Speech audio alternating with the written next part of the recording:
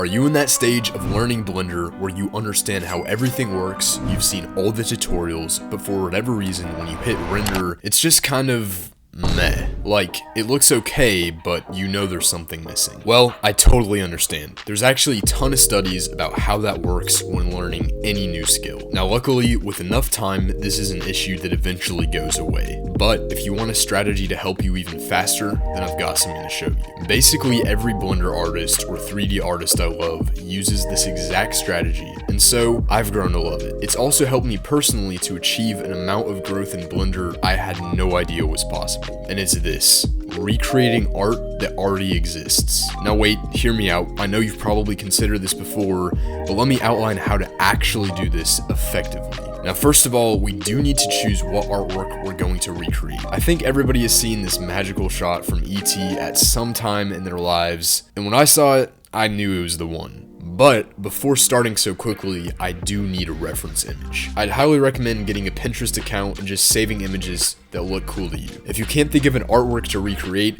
this is probably the best place to start. And once you have your image, you can just click these 3 dots and download it. Pretty simple. Now, step 2 is making sure that we can actually use it inside of Blender. I'd make sure that the aspect ratio of the image that you're going to use matches the aspect ratio of your Blender project. This makes the whole thing a ton easier, and here's an image of some common aspect ratios and their dimensions for use in Blender. Now let's open up a new workspace and set it to the image editor. Here, just drag and drop in the image you want to work with. And the most important part is to check this button right here to make sure that it stays in place. And boom, you're ready to start your project. I'd now recommend finding assets online that match what you're trying to recreate. I ended up finding a couple bicycle assets for free online that I used in my project, and these transparent tree images I used for the forest. This made sure that I could render it faster. However, if you are still in that stage where you're still figuring things out on how to animate,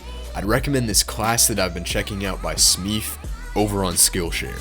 It's definitely the best place to go if you want to truly become a master of Blender. He covers everything from physics all the way to compositing, which is amazing. I really do think that's a place where a lot of 3D artists have as a weak point. So Smeef being able to explain how to composite renders correctly in an entertaining but really useful way is more than I could ask for. It's amazing. Skillshare is definitely the best place to learn things online. They've got tons of categories and a plethora of options of classes to take.